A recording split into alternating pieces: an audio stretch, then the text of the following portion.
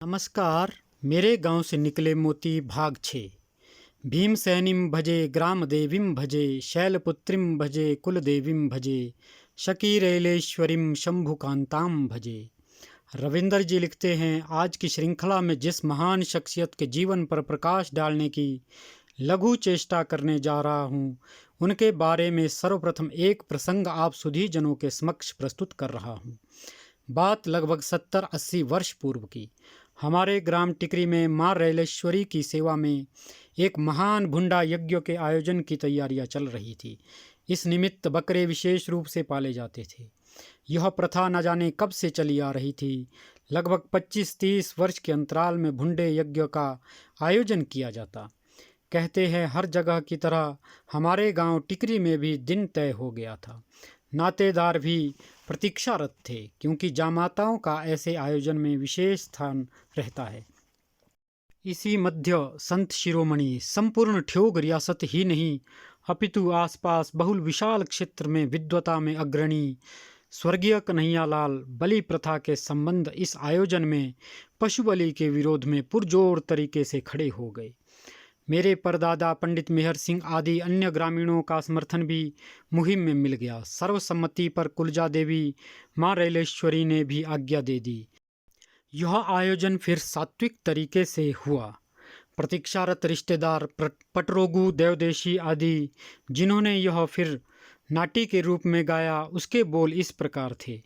बिखुरे छांदड़ोदा ओला गियोरा माटो बूंडूनी देंदू एबे कानिये काटो।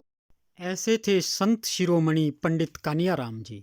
आपका जन्म पिता सुदामा के घर ब्राह्मण नगरी टिकरी में 1880 के दशक में हुआ।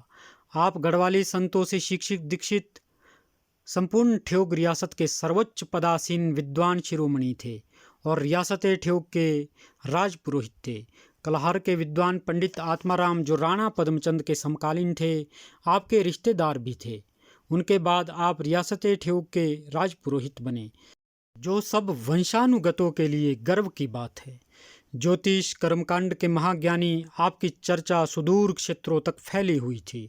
कहते हैं उन दिनों देवरी घाट में एक सामूहिक महायज्ञ का आयोजन हुआ था। इसमें देश भर के पंडित पधारे हुए थे। आप भी इस यज्ञ में शरीक हुए थे। सर्वप्रथम यज्ञ मंडप की दिशाओं व कोण पर आपकी महापंडितों से भिड़ंत हुई। आपके शास्त्र संगत तर्कों से सभी प्रभावित हुए। उसी दौरान काशी के एक विद्वान हमारे ब्राह्मणों द्वारा शौच के दौरान कान पर यज्ञोपवीत रखने के संबंध में टिप्पणी कर रहे थे। उन्हें भी आपने फटकार लगाकर शांत किया व तुरखान की उपाधि दी। एक दिलचस्प घटना जो सुनी है, जानबूझकर स्नान करते समय आपने जनेऊ निकाल कर रख दिया। कोई आपसे पूछने की हिम्मत न कर पाया, क्योंकि आपके पास कोई ना कोई तर्क जरूर होगा यह जानकर। इसी दौरान आपने काशी के विद्वान वेणी प्रसाद से शास्त्रार्थ किया और विजयी हुए। एक अन्य महायज्ञ में ब्रह्मचारी वासुदेव काशी से आए विद्वान से भी शास्त्रार्थ हुआ।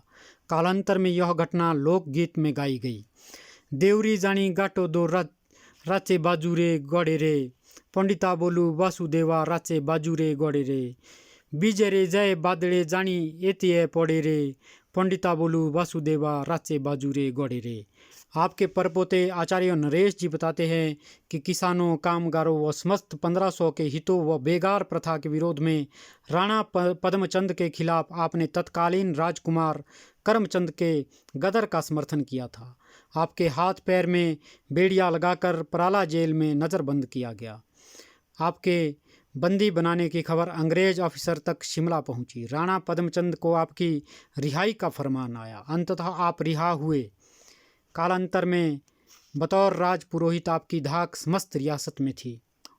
आपके पोते श्री हीरालाल भारद्वाज जी बताते हैं कि आपने 30 से अधिक बार 4 धाम व 12 ज्योतिर्लिंगों की यात्राएं की। आपके उच्च संस्कारों के कारण ही आपके प्रथम पुत्र स्वर्गीय गौरीदत्त मूर्धन्य विद्वान हुए और टिकरी ग्राम के प्रथम पुराण प्रवक्ता हुए। आप जैसे मूर्धन्य विद्वान पर बोलना गागर में सागर भरना है। अंततः आपका स्वर्गवास 1980 में हुआ। आपको बार बार प्रणाम। रविंद्र शर्मा की कलम से। अगली कड़ी में फिर किसी विलक्षण व्यक्तित्व पर बात करेंगे। धन्यवाद। यह समस्त जानकारी हमारे Facebook page Tikri holy land of Brahmins पर उपलब्ध है। आप इस पेज से जुड़कर सभी पूर्वजों के बारे में और अधिक जानकारी प्राप्त कर सकते हैं। आप इस पेज से जुड़े और लाइक तथा शेयर करें। पुनः आप सभी का धन्यवाद।